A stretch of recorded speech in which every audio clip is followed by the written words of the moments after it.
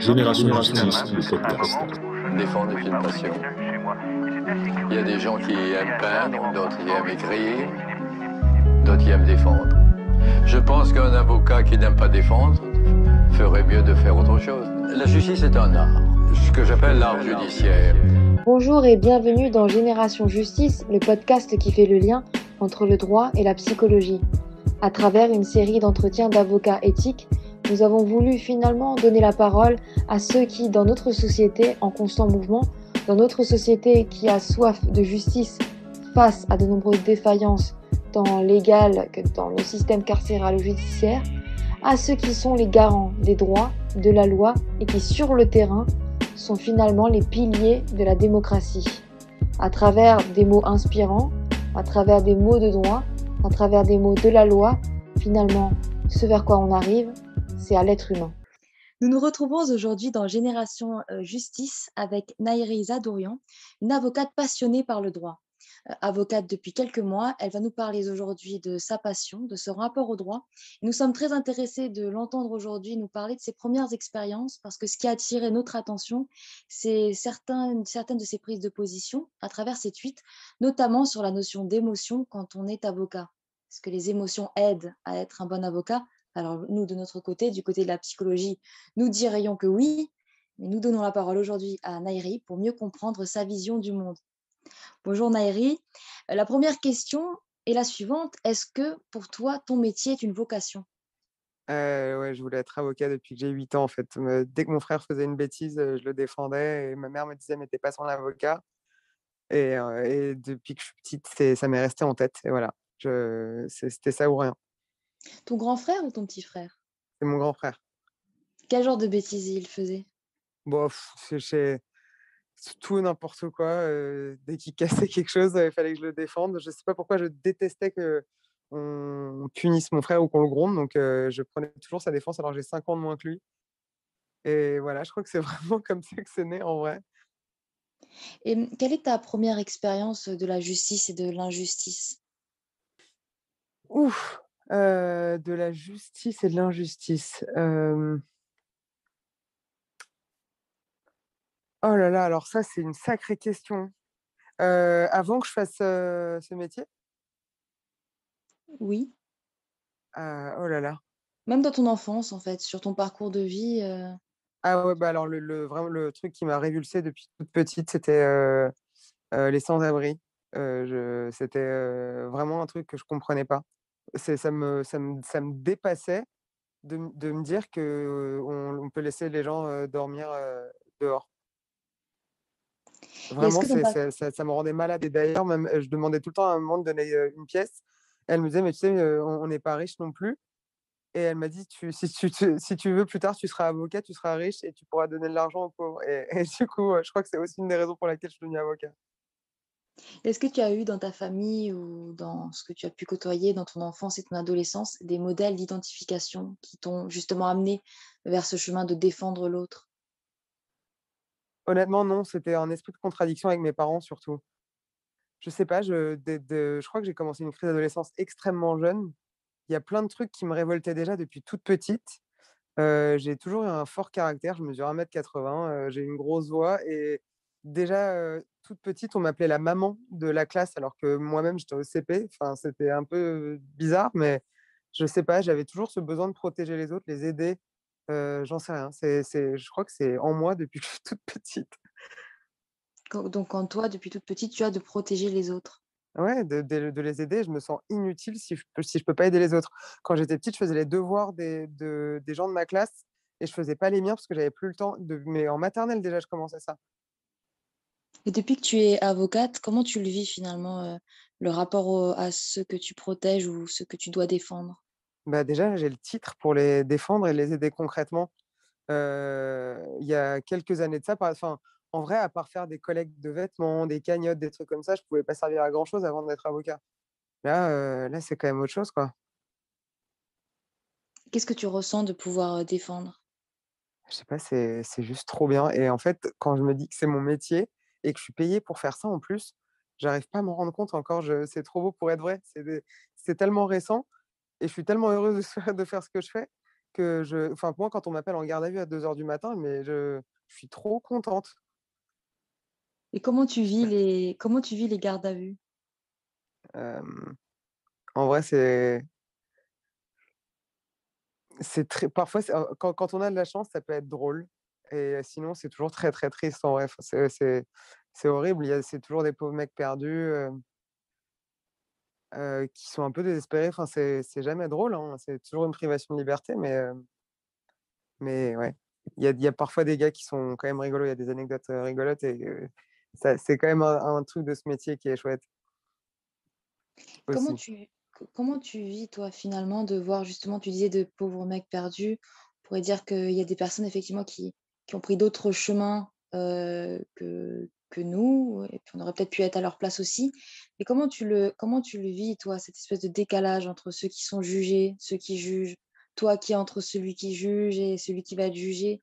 Ce rapport en fait entre tous les protagonistes de la scène de la justice, comment tu le vis? C'est très étrange, il y a un truc qui m'avait, toujours fait rire, c'était en stage il y a quelques années.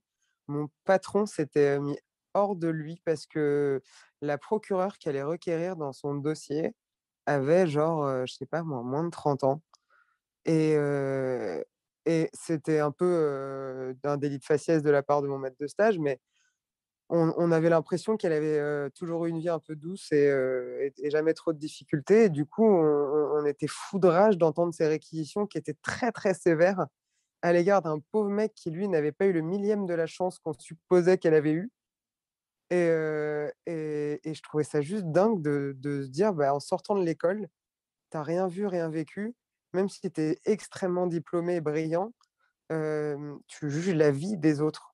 Le droit, c'est une chose en fait, le droit, c'est un outil pour juger, mais en ce qu'on juge, c'est des personnes et c'est leur vie, en vrai et pour juger ça, il faut l'avoir connue, cette vie. Je sais pas si je suis claire, en tout cas, c'est parfois très frustrant de voir ça et Alors parfois pour aussi, on a la sagesse des magistrats. Par exemple, là, aux assises, pendant les tweets dont tu parles, justement, c'était aux assises à Paris, où la magistrate, elle, au contraire, était, âgée, très expérimentée, en plus ancienne juge pour enfants et elle avait cette bienveillance à l'égard des accusés qu'elle jugeait et elle, vraiment, c'était aussi, je ne sais pas si elle avait vécu une vie particulièrement difficile ou autre. En revanche, elle avait cette expérience qui fait qu'elle a jugé ses petits avec bienveillance. Est-ce que tu penses qu'il faut avoir, eu des difficultés et des épreuves pour comprendre les difficultés et les épreuves qu'on peut traverser dans une vie, y compris les justiciables? Bah, ouais, clairement, à part avoir un super pouvoir d'empathie, honnêtement, c'est quand on se retrouve soi-même au fond du trou qu'on comprend comment les autres peuvent s'y retrouver un peu malgré eux et à quel point ça peut être dur de s'en sortir. Et alors comment est-ce qu'on pourrait remédier sur le terrain au fait qu'effectivement, bon, c'est un point de vue que je partage, qu'il y a certaines personnes qui sont en position de rendre justice, mais qui sont à 1000 lieues de comprendre ce qu'ils jugent et puis le chemin aussi de ceux qui en arrivent, par exemple, je reparle des questions de banditisme ou de dealer, par exemple. Ou parfois on a une vie qui fait on n'avait pas d'autres moyens, pas d'autres portes à ouvrir que de s'en sortir, par des portes qui pour nous seraient illicites, mais il y avait pas d'autres portes à ce moment-là. Comment est-ce qu'on pourrait changer, sur le terrain, ce gap entre les juges et les justiciables pour qu'il y ait une meilleure compréhension et des peines qui ont déjà des peines qui ont du sens? Parce qu'une peine qui n'a pas de sens, finalement, elle sert à rien à part, déshumaniser et la justice et le système carcéral. Donc comment on pourrait faire pour que les gens se comprennent mieux sur le terrain? Il y a des gens qui le facilitent ça, qui font le lien entre, les magistrats et les quartiers, entre le magistrat et les pauvres petits qui sont jugés, c'est les éducateurs de la PJJ essentiellement qui font un vrai travail incroyable. Par exemple, aux assises, c'est aussi pour ça que je disais que la présidente aux assises, là à Paris, elle s'appelle Catherine Sultan ou Christine Sultan, je suis désolé d'écorcher son nom. Elle était absolument extraordinaire puisque dès le départ, elle a demandé à ce que les éducateurs de ce quartier-là, parce que c'était une histoire de rixes, interviennent pour expliquer le contexte, et qui sont ces jeunes, comment ils ont grandi, dans quel contexte ils ont vécu. Et on ne peut pas imposer à des magistrats d'aller vivre dans une cité pendant 6 ans pour savoir ce que c'est. En revanche, qu'ils prennent le temps de se dire: «Je suis pas compétent, moi j'y connais rien, je vais écouter les mecs qui s'y connaissent», ça c'est quand même déjà chouette. Oui, et puis c'est une preuve, à cet endroit-là d'intelligence émotionnelle aussi. Ouais, Je sais clairement. pas, vous C'est une femme extraordinaire, cette présidente. oui, là, vous avez dû avoir affaire à quelqu'un qui sait comment analyser et comprendre un dossier qui n'est pas qu'un dossier, qui est un humain. Parce Ouais, que parfois, cette exactement. justice déshumanisée, on a l'impression qu'elle est nourrie par des regards, par de l'ignorance. Nous interviewions récemment le juge Albert Lévy, l'ancien juge Albert Lévy, qui lui est une légende, on va dire, de la magistrature quand on l'entend parler. Et parfois, on a l'impression que ces regards-là sont trop rares dans notre justice. Alors, pas du côté des avocats engagés, mais trop rares dans tout ce qui constitue notre justice. Est-ce que toi, tu fais le même constat? Est-ce que toi, qui es avocate depuis quelques mois, ça te donne espoir, ce que tu vois de la justice? Est-ce que ça te donne envie de te battre, de la résistance? Quels sont les mots qui te viennent par rapport à ton expérience? Bah, en vrai, ce serait quand même fou de me dire qu'à 6 mois de barre, je suis déjà désespéré. Mais j'espère encore, pouvoir changer quelque chose, très sincèrement. Hem, parce que c'est quand même un métier, le métier qu'on fait là, pour l'instant, c'est censé être un métier de révolte et d'indignation. Donc j'espère pouvoir faire changer les choses dans mon sens. Hem, peut-être un jour, éventuellement obtenir, l'abolition de la prison ou des comparutions immédiates, quand je serai garde des sceaux. Mais mais ouais, là, c'est mon rêve ultime mais honnêtement, je sais pas, j'ai l'impression que là, pour l'instant, je suis encore trop jeune. J'apprends encore la technique du métier, la technique de la cour d'assises, la technique de la correctionnelle. Je suis je suis encore à trop un je veux pas dire un bébé parce que je suis avocat et j'ai la même responsabilité que les autres, mais je préfère laisser des confrères plus expérimentés répondre à cette question, très sincèrement. Bon, quelque part, tu y as quand même répondu. Alors, tu nous disais justement que tu étais abolitionniste contre la prison, un point de vue que nous partageons. Est-ce que tu peux nous parler un peu plus de ta manière de voir le système carcéral? Il sert à rien, ça sert absolument à rien. La peine de prison telle qu'on la connaît, elle date de un tout petit peu plus de 200 ans, 1808 exactement, il me semble. Et on a bien vu qu'en 200 ans, ni délinquance ni criminalité, n'ont baissé. Ça ne sert à rien, il suffit d'aller voir, 3 détenus pour comprendre que ça sert à que dalle. C'est honteux et la manière dont on gère, les prisons, enfin l'absence de dignité dans les prisons, l'administration pénitentiaire, tous les abus qu'il peut y avoir. Là, on a vu depuis le début de l'année le nombre de détenus, qui sont décédés dans des circonstances très, très étranges, c'est juste effroyable. Enfin voilà, Par exemple, quand tu dis des circonstances très étranges, est-ce que tu peux nous en parler un peu plus en profondeur? bah, là, il y a, en octobre, il me semble, un jeune homme est décédé à la prison, alors de Meaux, je vais dire des bêtises, mais j'ai lu l'article ce matin, en plus, c'est terrible et en fait, lui, les circonstances, c'était qu'il se serait étouffé avec un morceau de viande à la cantine, heu et en fait, les constatations sur son corps révèlent, un trauma crânien, donc il aurait été, battu. Et la famille a obtenu le corps que 3 semaines plus tard et des réponses que, 4 mois après et c'est tous Et les jours, en fait, en détention. et comment tu expliques que de telles choses puissent arriver?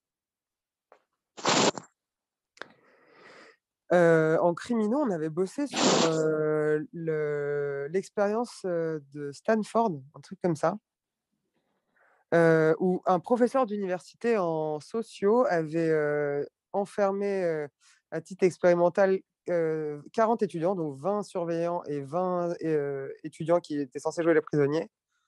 Et en fait, l'expérience devait durer 3 semaines, elle a fini par durer 1 semaine parce que les étudiants qui jouaient les surveillants ont pris leur rôle un peu trop à cœur, et ce pouvoir, qu'ils ont eu pendant ce court laps de temps et à titre expérimental en le sachant, ils ont fini par en abuser et ça a fini en pugilat. Il y a des étudiants qui ont été victimes de violences, de traitements inhumains et dégradants, alors que c'était des étudiants, présents pour une expérience. Donc, je sais pas, c'est ce pouvoir sur autrui qui fait craquer. Je peux pas expliquer, des trucs que je hais à ce point-là.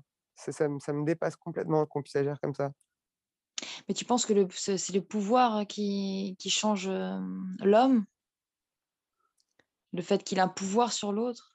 Bah, ouais, clairement, quand on sait très bien que, notre parole vaut beaucoup plus que celle du détenu et qu'on peut lui mettre sur le dos ce qu'on veut et le tenir avec du disciplinaire ou autoriser des récompenses de temps en temps parce que bon, enfin, on va pas se mentir, quand il y a des choses qui rentrent en prison, on sait qu'il y a plusieurs facteurs d'entrée, dont les surveillants et voilà.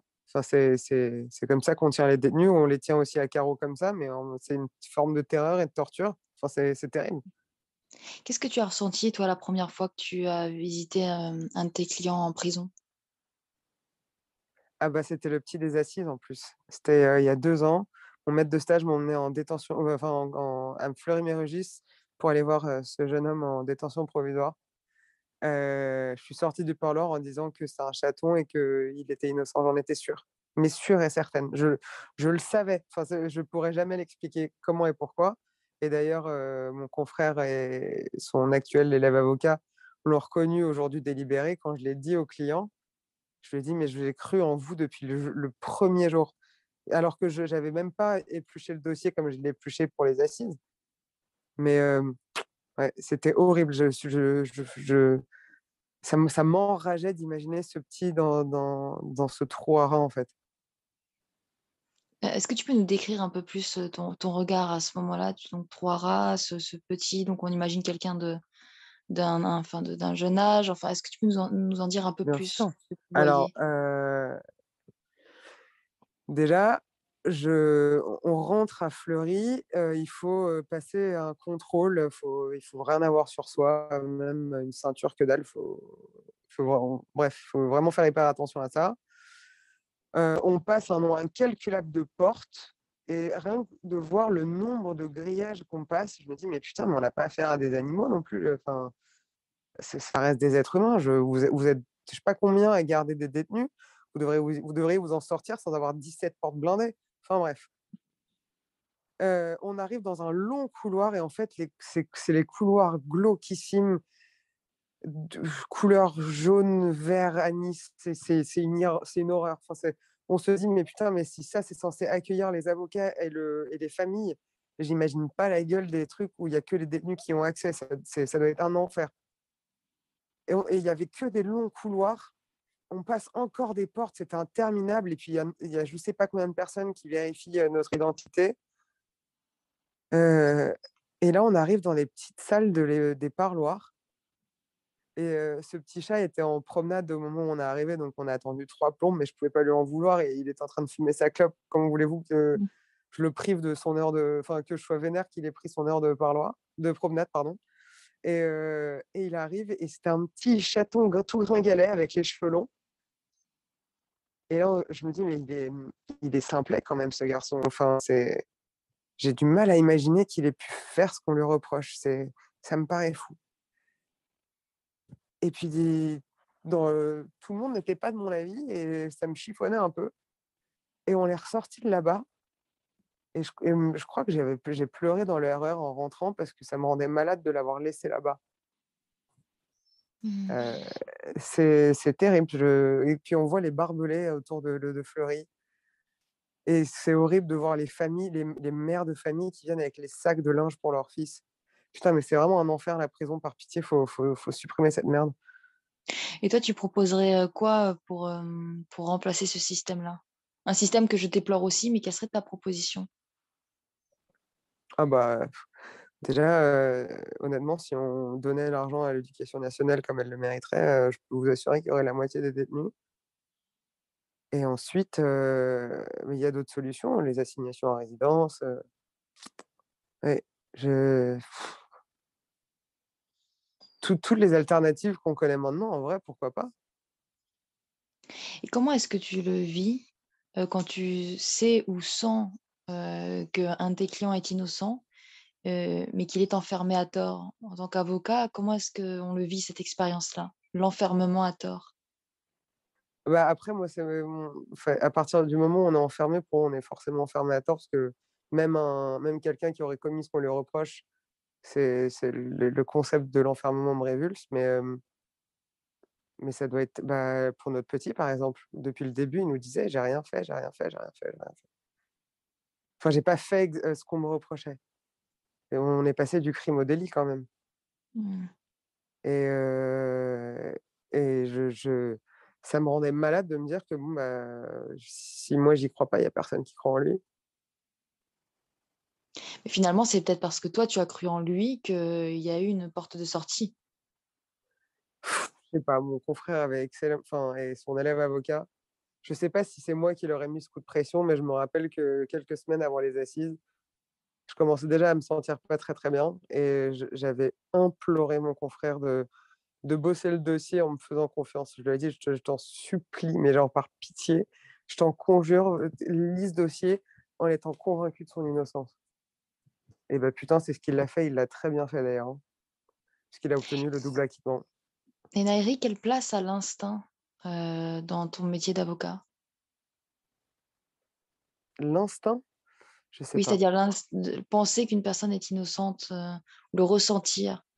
Bon alors après, je pense que si mes proches, écoutent un jour ce podcast, ils vont nous dire: «Mais pour toi, tout le monde est un chaton». C'est vrai. Du coup, j'essaie de pas trop me fier à mon instinct non plus, parce que sinon, vraiment le monde entier est innocent pour moi.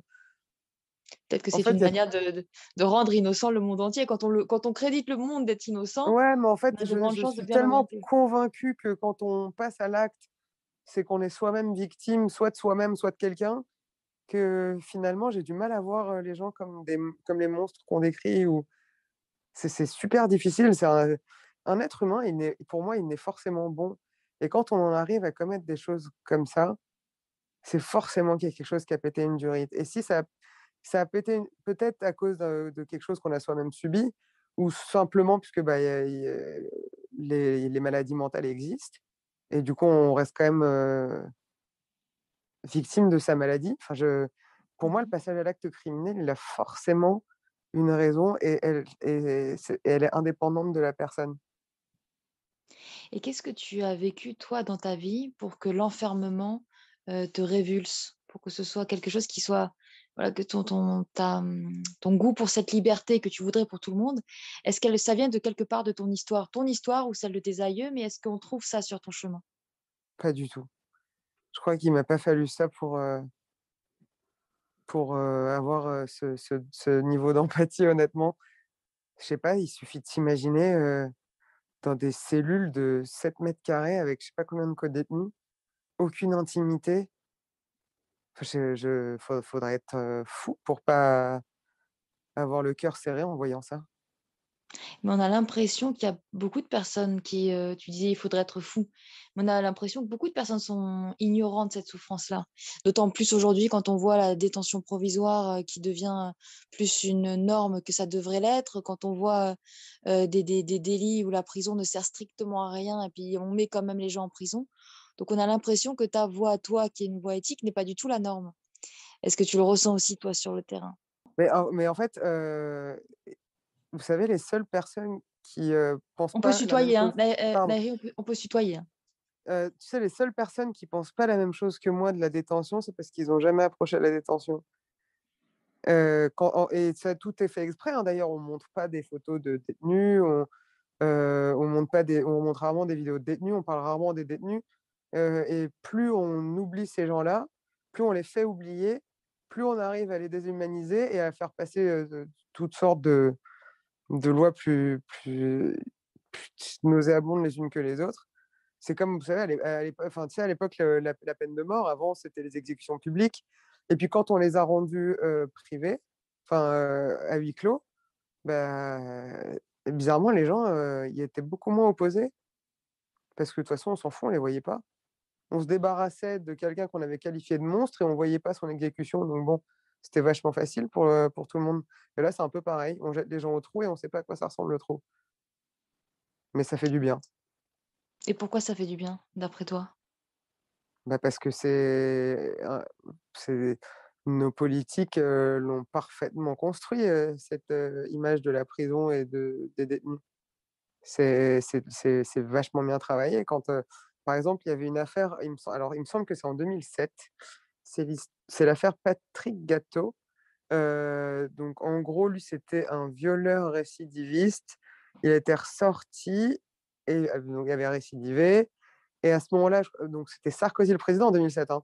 Et donc du coup, il avait demandé à ce que, il y ait des nouvelles lois sur la récidive, vachement plus sévères, plus de répression, gna gna gna gna. Voilà, parce qu'on fait croire aux gens que c'est la solution au problème. Le jour où on fera comprendre aux gens que la solution au problème, c'est éventuellement le soin, enfin déjà, il y a un travail en amont à faire sur l'instruction, l'éducation, et compagnie, et qu'on éviterait vraiment, mais on viderait vraiment les prisons, hein. Vous donnez 3 fois plus d'argent à l'éducation nationale, je vous dis qu'il y a le quart des prisons qui se vident au moins. Et Oui, je suis tout à fait d'accord avec toi et ça me rappelle quelque chose. Effectivement, je crois que c'était même avant quand il était ministre de l'Intérieur. Je faisais mes études à ce moment-là et je me souviens que c'était vraiment le début de mes études où Sarkozy avait donné plus de latitude en termes de répression, aux forces de l'ordre. Et c'est là où on avait tous été, du côté de la pensée, est-ce qu'il faut être dans la répression, est-ce qu'il faut être dans la pédagogie? Et moi, j'ai l'impression que notre société, elle est absolument pas dans une pédagogie, elle est constamment dans la répression. Mais la répression crée aussi le mot, finalement. Parce que c'est comme si on était dans quelque chose de punitif, tout en ne donnant aucun outil, aux gens pour pouvoir construire leur vie autrement. Et alors là, je parle des minorités, des quartiers défavorisés, de ceux qui n'ont pas accès aux mêmes études que d'autres. Donc en fait, moi, d'un point de vue extérieur, j'ai l'impression qu'on est plongé dans un système très injuste et que justement les avocats sont un peu les garde-fous de cette injustice. Et puis certains juges aussi. Est-ce que toi, tu trouves notre système injuste? heu, parfois, je m'étonne de l'application de la loi par certains magistrats, très honnêtement. C'est-à-dire, C'est Bon, on n'a pas la même lecture du code pénal, quoi. Ouais, je crois qu'on va dire ça. Parce que si on en arrive à la cour de cass enfin, à la chambre devant la chambre criminelle de la cour de cassation, c'est que bon, visiblement, c'est pas clair pour tout le monde. Et d'ailleurs, c'est la chambre criminelle qui est censée trancher le débat. Et encore, la chambre criminelle, parfois, bah, c'est ce qu'on appelle les décisions d'opportunité. Elle estime que dans ce cas-là, bah, on va interpréter la loi de cette manière-là parce que bon, bah, finalement, dans ce dossier-là, c'est plus arrangeant. Et bah, une histoire toute bête, mais pour qualifier l'infraction d'escroquerie, normalement, le simple mensonge ne suffit pas à caractériser une escroquerie. C'est-à-dire qu'en plus du mensonge, il faut un papier, bah, soit un faux, enfin une manœuvre ou quelque chose qui vienne appuyer ce mensonge. Sauf pour l'escroquerie à la TVA. Pourquoi? Parce que qui est bénéficiaire de la TVA, c'est l'État. mhm. Donc du coup, on assouplit les conditions de caractérisation de l'infraction. Et du coup, bah, forcément, c'est une forme d'injustice. Parce qu'on adapte la loi en fonction de qui est la victime et qui la commet et compagnie. Ouais, on a l'impression de ça à plein de niveaux. On a parfois l'impression effectivement que la loi, elle est arbitraire. On a l'impression que la loi est bien faite, mais que selon l'homme derrière qui l'applique, elle devient arbitraire pour certains, selon qui l'on est, selon ce que l'on représente, selon d'où l'on vient. Donc, qu'est-ce qui peut être mis en place pour qu'on ne soit plus dans l'arbitraire, mais juste dans le droit, rien que le droit, et un droit finalement qui protège les libertés? Franchement, je vous assure que si vous donnez de l'argent à la justice, les magistrats, ils auront tout le temps d'appliquer le droit. Vraiment. Donc, C'est quand tu penses que c'est une de question de moyens. temps et d'argent? Mais bien sûr, là, vous mettez 3 fois plus de greffiers, 3 fois plus de magistrats, forcément que tous les dossiers seront traités avec toute la délicatesse, qu'il se doit, et une lecture, scrupuleuse du code pénal et de la jurisprudence. Évidemment. Mais comment voulez-vous qu'un magistrat gère, lui-même, 80 dossiers en comparution immédiate en une journée et qu'en plus de ça, il nous fasse une parfaite application du code pénal et de la procédure pénale? Ça reste un être humain, le pauvre magistrat. Sauf que si ces 80 dossiers sont répartis sur 4 magistrats, bah, ils auront chacun le temps d'être traités vachement mieux, et puis même nous, on a le temps de plaider vachement plus longtemps. En comparaison immédiate, la moyenne des plaidoiries, ça dépasse pas 15 minutes. Parce que sinon, on sait que, bah, déjà, on fait chier tout le monde, qu'on n'avait pas le temps, qu'il y a un nombre incalculable de dossiers derrière, que le magistrat nous écoute plus. Et est-ce que toi, depuis que tu es avocat, ton rapport au temps a changé? Le temps que tu passes sur un dossier, le temps que tu passes aux côtés d'un client, le temps qui est donné à ce métier, est-ce que ton rapport au temps a changé? Ouais, je donne tout mon temps à ce métier, on me le reproche déjà pas mal. Mais j'ai l'impression que j'ai tellement, bossé dur pour devenir avocat, que j'ai enfin gagné le droit d'exercer, donc du coup, j'arrive pas à lâcher. Et qu'est-ce que tu ressens, en fait, dans ton métier? Quelles sont tes premières émotions? Depuis ces quelques mois, c'est quoi tes émotions les plus, présentes? Hem, je suis énervé, hein, honnêtement, très souvent, très, très souvent. C'est du stress et de l'énervement parce que parfois on a affaire à des murs et puis parfois, on n'est pas écouté. Parfois, on sait très bien qu'on va pas être écouté, mais on est obligé de plaider et c'est du stress parce que si on n'obtient pas la décision qu'on veut, bah, c'est un mec qui part en détention. Et dans quel genre de cas on sait qu'on va pas être écouté, mais on est obligé de plaider? Devant le JLD pour le placement en détention provisoire, hein. Mais pourquoi on sait qu'on va pas être écouté devant le JLD? Bah, comme tu le disais tout à l'heure, bon, la détention provisoire, c'est devenu le principe et le contrôle judiciaire l'exception. Mmh. On le sait, c'est par exemple, la dernière fois, c'était, à Amiens, je m'en rappelle, la juge d'instruction, avait déjà choisi l'établissement pénitentiaire, enfin, la maison d'arrêt dans laquelle, mon client allait être placé en détention provisoire. Donc je suis arrivé devant le JLD en disant: «Bah, je vois pas pourquoi je vais plaider». Enfin, visiblement, la maison d'arrêt est toute trouvée, le chemin est fait, je vais vous éviter 5 minutes de plaidoirie inutile. Et le Et c'est la est-ce seule chose que j'ai réussi à obtenir, pardon, c'est d'ailleurs, une autre maison d'arrêt parce que pour les besoins du dossier, il fallait qu'il soit ailleurs et bon, bah, c'est la seule chose sur laquelle on m'a entendu. C'est déjà mais sympa. comment on peut expliquer qu'un choix soit déjà fait alors que théoriquement, il ne devrait pas être déjà fait puisqu'il y a cet, échelonnement de décision en Bah, plusieurs après, étapes les magistrats connaissent aussi leur travail, donc ils savent aussi, jauger en fonction de l'infraction pour laquelle la personne est poursuivie, en fonction du nombre d'investigations, qu'il y a à mener pour, aboutir pour ce genre d'infraction, du coup, ils savent à peu près, ce qu'ils ont besoin de faire, combien de temps ça va leur prendre, on n'est pas là juste pour une infraction, on est là pour un mec qui l'a potentiellement pas commis, donc voilà. Est-ce que tu vois une différence des regards, de génération en génération d'avocats, par exemple? Est-ce que ton regard de celle qui vient d'arriver, tu le trouves différent que ceux qui ont 20 ans de barreau? Est-ce que tu trouves qu'il y a des différences de regard entre les générations? Très sincèrement non et je le vois bien avec, mes confrères sur, Twitter, par exemple, qui, du plus expérimenté au plus jeuneau, sont indignés de la même manière et moi d'ailleurs, j'apprends à être indigné comme, mes aînés. Je suis ravi de voir qu'ils sont pas fatigués en vrai, hein. Donc l'indignation, et peut-être la révolte, on va dire que c'est un des fils conducteurs de votre métier. C'est pas le fil conducteur, c'est carrément le carburant. Et toi, Naïri, qu'est-ce qui te révolte le plus dans notre société? Qu'on voit pas les êtres humains comme moi je les vois. Ça m'énerve et je sais pas si, un jour je réussirai à montrer, un être humain, enfin à le décrire ou à le montrer, à travers mes yeux de la manière vraiment de la manière dont moi je le vois. Comment tu le vois? Je sais c'est horrible à dire parce que d'un côté je suis encore un bébé, moi j'en ai pas vu 200 des détenus, 200 des affaires, mais j'en ai vu plus de 200 des êtres humains dans ma vie.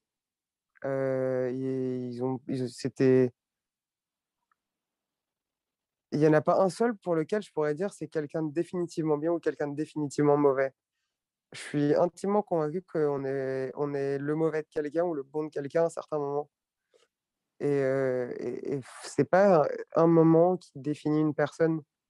Du coup, il y a des gens qui ont fait des choses, infiniment, graves qui selon moi, méritent pas qu'on les voit que, à travers cet acte-là.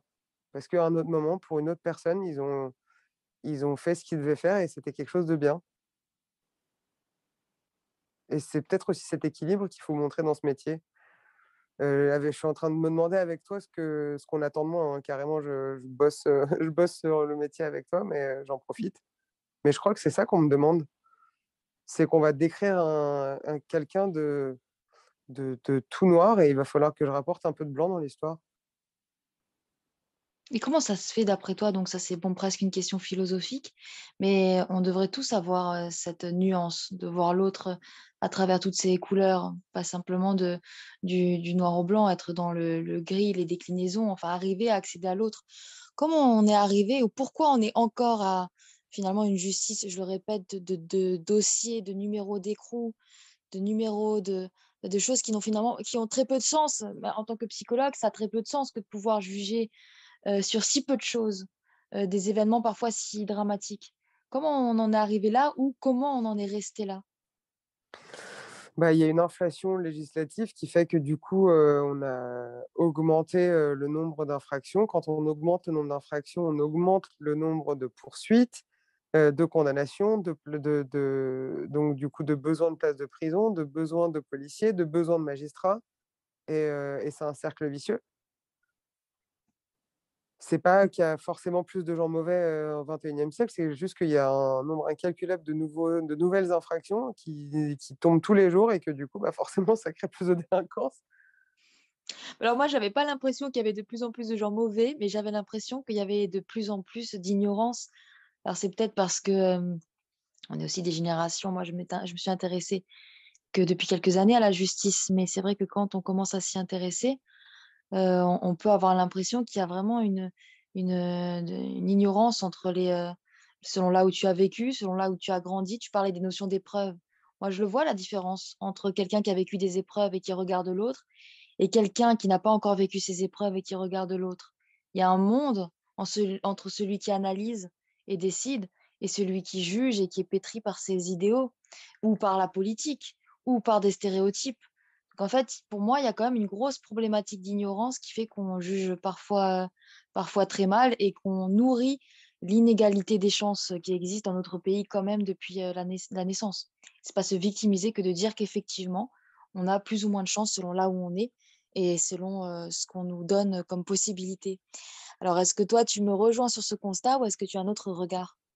Alors selon moi, c'est pas l'ignorance le problème parce que c'est pas du tout un problème de pas savoir. D'ailleurs au contraire. Si les gens arrivaient plus facilement à admettre qu'ils ne savent pas et comprenaient que «je ne sais pas» est une réponse valable, on ferait en sorte que les personnes qui n'ont pas, l'expérience ou qui n'ont pas vécu les épreuves qui leur permettraient, selon nous, de mieux juger les autres, reconnaîtraient leurs limites et se confieraient à des gens, qui s'y connaissent un peu mieux. Parce qu'on peut pas, comme je le disais tout à l'heure, on peut pas obliger des magistrats à vivre, dans la précarité pendant 6 ans dans une tour pour comprendre ce que ça fait. En revanche, si les gens comprenaient que «je ne sais pas» c'est une réponse valable et que, ils ont des limites dans leurs connaissances et dans leurs capacités et il faut se fier à l'avis de quelqu'un d'autre, genre un éducateur, un psy, enfin, tu vois? Bah, on avancerait quand même vachement mieux. Mais le problème, c'est qu'ils ont pas le temps et ils ont pas le temps parce que pas l'argent, parce que négligé par tout le monde. Parce que quand on dit à des quand on fait passer les détenus, par exemple, pour la dernière des sous-races de France, bah, pardon, mais du coup, quand on parle de budget, de la France, de loi de finances et compagnie, tout le monde s'en tape de donner de l'argent à la justice. Tout le monde s'en tape de donner de l'argent pour, juger correctement, des potentiels, condamnés C'est et dans profondément triste parce que quand on prend le temps de voir vraiment, ces personnes qui sont détenues, il y a des personnes qui ont des très gros potentiels, qui pourraient ou qui, pourront ou qui auraient pu, faire de grandes choses. Donc en fait, ceux qu'on voit comme de simples détenus, c'est parfois des gens qui ont beaucoup plus à nous apprendre, mais qui sont là par rapport à des contextes de vie ou voilà des choses qui a pas pu se et gérer bah, autrement. tu vas être contente, en gros, il y a quelques années, enfin il y a 2 ans de ça, j'avais aidé une mamie qui mendiait dans la rue et il s'est avéré que cette mamie elle a considéré que j'étais devenu sa petite fille, en fait, et elle m'a présenté à toute sa famille et son fils était, à l'époque détenu. Un jour, il a une permission de sortir et sa maman veut absolument me le présenter Et là, je vois un grand gaillard de 45 ans et on déjeune tous ensemble et il commence un peu à me raconter sa vie. Et en fait, je découvre que, il a eu une vie particulièrement misérable. Son père est décédé, sa sœur est décédée, enfin c'est oui, il a bon, je te spoile pas, mais en détention, il a appris à écrire. Et là, je l'ai vu tout à l'heure, il est passé au cabinet. Il était tellement heureux de me montrer son manuscrit, parce que non seulement il a appris à écrire, mais en plus il a écrit un livre et enfin un roman autobiographique. Et pour lui, c'était, assez dingue parce que sa vie, elle a commencé là à 50 ans. À 50 ans, il a appris à écrire, il a sorti un manuscrit, il a enfin un travail, un salaire, une maison. Il peut prendre soin de sa maman, enfin, il a ça y est, c'est devenu quelqu'un, en fait. Et ça lui a pris le temps que ça lui a pris, parce qu'il a vraiment, mais vraiment une vie de merde et je recommanderais à tout le monde de lire son livre quand il sortira. Mais il nous fait pas mal comprendre à quel point c'est pas facile, enfin, on parle vraiment pas c'est la théorie de l'anomie de Merton, sur le fait qu'on fixe les mêmes objectifs très élevés de niveau de vie, de grande maison, de, belles voitures et compagnie à tout le monde, mais qu'on donne pas à tout le monde les mêmes moyens d'y parvenir. Et du coup, quand on donne pas à tout le monde les mêmes moyens d'y parvenir, les gens prennent des circuits courts et donc parfois les circuits illégaux pour y parvenir. Et lui, il était vraiment victime de ça, sauf que ça lui a coûté 17 ans de détention. Et puis dans ce que tu formules, on entend aussi que tout peut basculer, dans le bon sens comme dans le mauvais sens. Tout peut basculer en un clin d'œil et pour nous tous, pour tout le monde et tout peut basculer aussi dans l'autre sens. C'est-à-dire que lui, finalement, à 50 ans, il a réussi à faire son chemin. Donc effectivement, c'est un exemple très positif, et inspirant qu'on ne peut pas condamner ou enfermer une personne dans un délit commis ou un comportement jugé mauvais, à un moment donné de sa vie. Ouais, et je veux Naïr surtout pas qu'on laisse penser aux gens que c'est la détention qui a fait qu'il s'en est sorti aussi bien. C'est lui-même, par ses propres moyens, qui s'est trouvé son travail, qui s'en est sorti comme il fallait. Parce que ce serait monstrueux de dire que c'est la détention qui lui a permis de non, non, c'est lui-même. Voilà, c'est tout. C'était ma seule précision. Je voulais absolument pas attribuer quelque chose de positif à la détention. Est-ce que tu penses que la détention détruit? Oui, oui, oui, clairement. Alors ça, pour avoir vu, un détenu, enfin un accusé, comparaître, en ayant, complètement perdu les pédales en détention ou avoir vu, une gamine qui me racontait que ça faisait des années qu'elle était à l'isolement et en fait, elle me disait: «Je suis désolée, j'arrive plus à parler» et je me rappelle, putain, je suis sorti de ce pleuroir en larmes parce qu'elle était tellement jeune, elle avait, 20 ans et elle me disait qu'elle arrivait plus à parler parce qu'il l'avait laissée, 2 ans à l'isolement. Et pourquoi il l'avait laissée 2 ans à l'isolement? Ah, je pourrais pas le dire malheureusement, mais elle était poursuivie pour des trucs particulièrement graves et c'est visiblement ça justifiait qu'on la traite comme ça et ça que cette gamine et j'avais appris pas plus tard qu'il y avait une conférence donnée à l'ordre des avocats au barreau de Paris qui était passionnante sur les neurosciences et le droit pénal, il me semble précisément et j'avais appris à quel point la détention et l'isolement pouvaient provoquer des atrophies du cerveau, Mmh. et m'imaginer que cette gamine, elle avait déjà peut-être le cerveau atrophié, par la détention, mais c'est monstrueux, putain. Et est-ce que tes émotions, t'aident dans ton métier d'avocat? Hem, je sais pas, peut-être que j'en ai oui, parce que j'en sais rien. En fait, je fais tout pour que ça m'aide parce que je pourrais pas m'empêcher d'avoir des émotions. Donc c'est soit j'en tire du positif, soit j'arrête tout de suite. Et du coup, mes émotions, j'essaie de les transformer en carburant parce que maintenant j'ai compris que je suis avocat et que je peux pas me permettre de pleurer tous les 4 matins pour tous mes clients. Donc j'en ai fait mon carburant, mais ouais, il y a des moments où c'est dur. Par exemple, au délibéré aux assises, oh là là, c'était, ce soir-là, je te l'ai déjà raconté, mais j'oublierai jamais, c'est avoir marché d'avoir traversé tout Paris à pied à minuit pour, rejoindre la cour d'appel de Paris et je pleurais toutes les larmes de mon corps jusqu'à ce que ce client m'attrape la main, et c'est lui qui m'a rassuré en me disant, «Arrête de pleurer s'il te plaît, ça me fait mal», alors c'est lui qui risquait la perpétuité. Mmh. Et je pleurais, mais j'en pouvais plus et au moment où ils ont répondu non sur sa culpabilité sur, les 2 crimes, j'hallucinais tellement et j'étais tellement, tétanisée de peur que j'ai pas entendu le non et je me rappelle m'être énervée sur mon confrère et je lui dis: «Non, oui, non quoi?» Il me dit: «Non», mais j'étais genre: «Mais non quoi putain?» Et c'est le confrère en face qui me regarde, qui me dit: «Il est acquitté» et là, putain, oh bordel! Mmh. C'était, assez incroyable et du coup, il y a à ce moment-là, je crois que je me suis permise de fondre en larmes parce que dans tous les cas, je pouvais rien faire. Mais sinon, c'est avant ça, c'est pas possible et encore, même à ce moment-là, je trouvais ça indécent parce que quoi qu'il arrive, c'est pas moi qui allais partir en détention. Mais en même temps, c'était inimaginable que ce gosse, ait commis ce qu'on lui reprochait. J'y croyais pas une seconde et de savoir que ça y est, il était définitivement innocent, que la justice l'avait enfin vu et que du coup, il allait pouvoir bientôt sortir, franchement, c'est une émotion incroyable.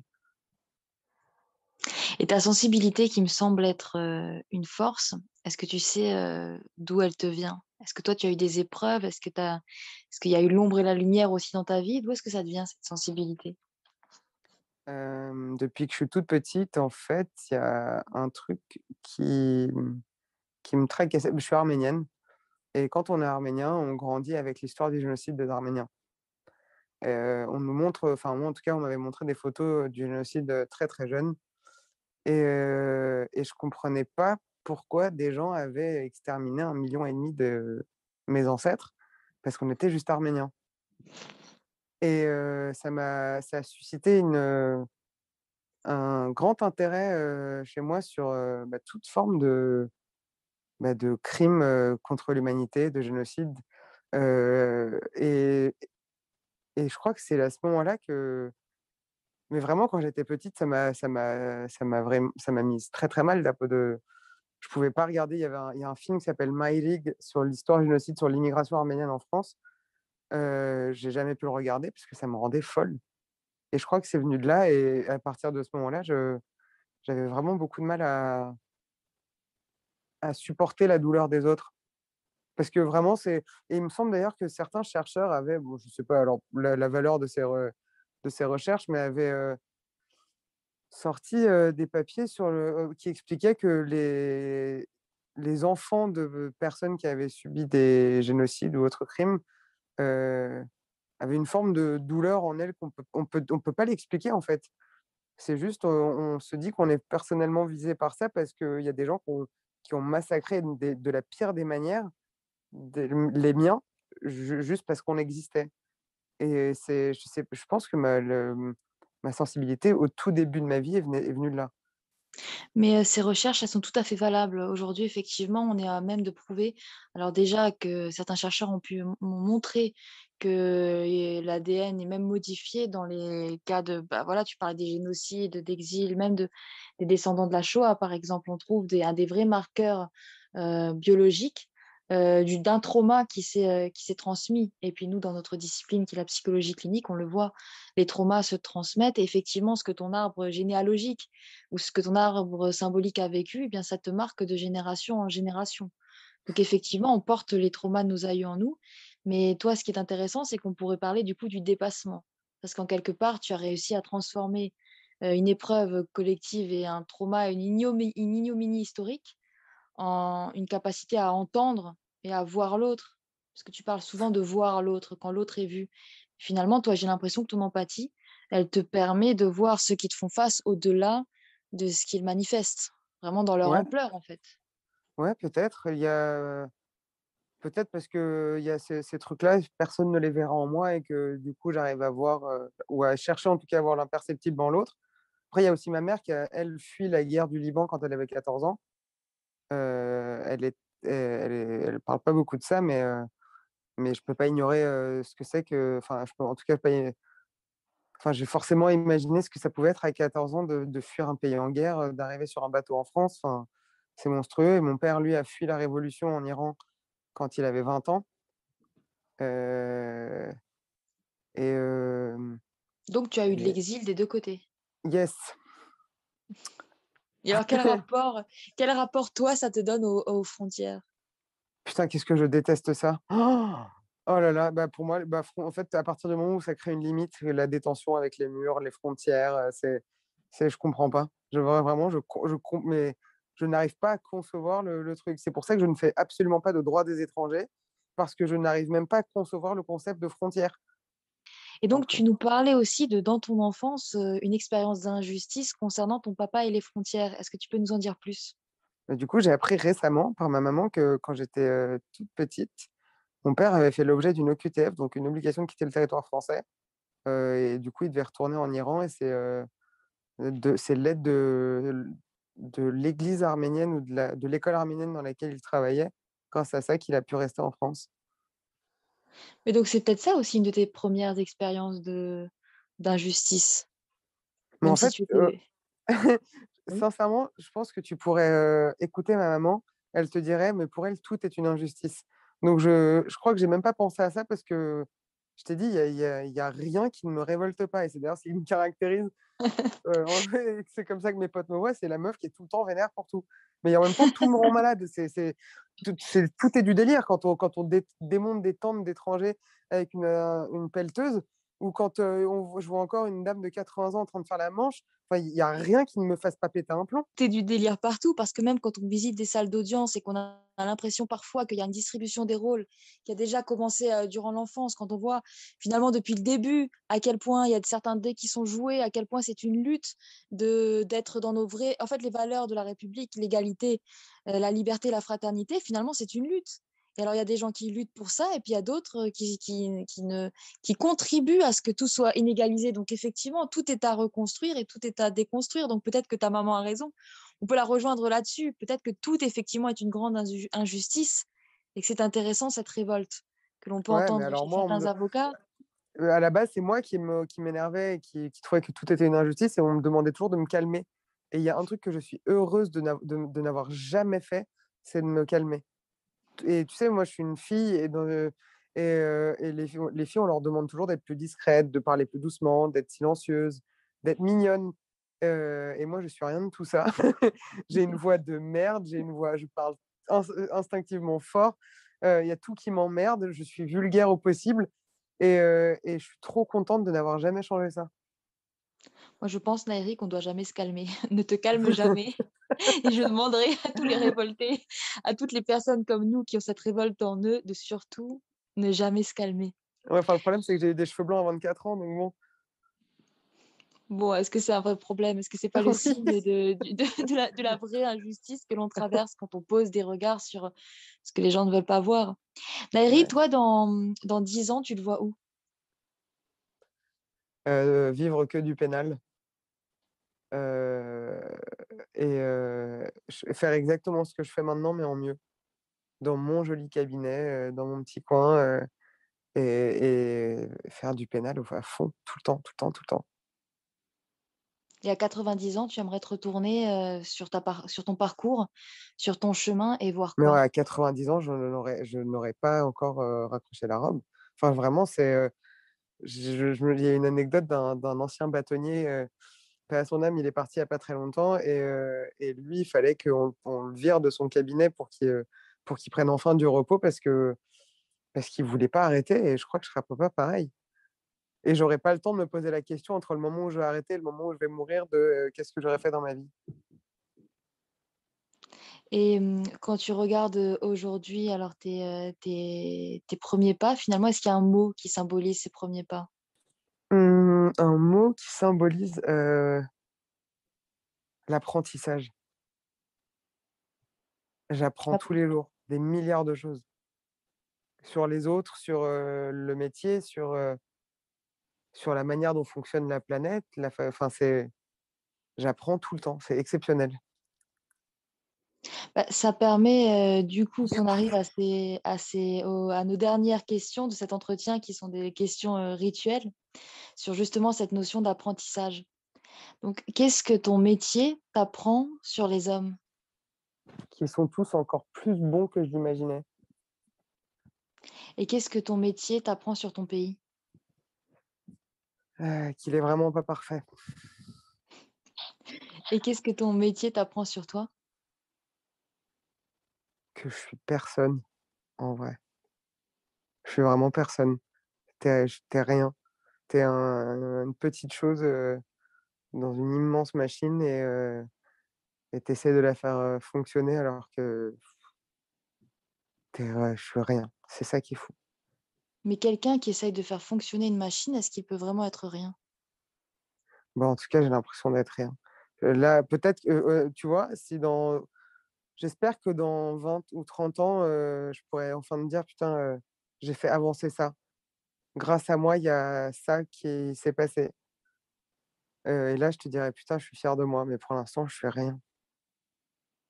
Mais les mots que tu donnes aujourd'hui et ta manière de traduire l'être humain, ta manière de vouloir, abolir, la prison, c'est déjà, être quelqu'un. C'est déjà donner quelque chose parce que les mots, c'est les gouttes d'eau qui colorent l'océan, donc tu participes déjà à une reconstruction.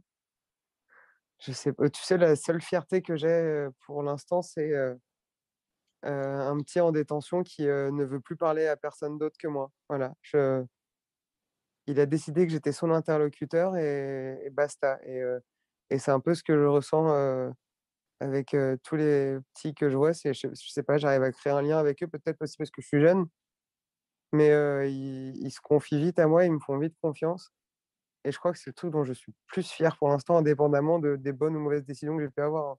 Ce qui me rend le plus fier, c'est de me dire: «Putain, il sait qu'il peut se reposer sur moi» et c'est je suis trop heureuse de ça. J'espère que ça va continuer, même si j'aurai certainement des clients mécontents, mais ouais, me Mais dire, «Ouf», enfin, c'est un client quand il te regarde et qui dit: «Putain, enfin quelqu'un qui va m'écouter ou me croire», ça fait plaisir.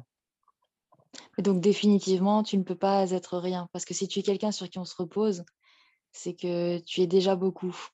Naïri, merci pour cet entretien. On Merci va à toi. finir on va finir sur ces mots qui me semblent importants. Surtout, ne te calme jamais.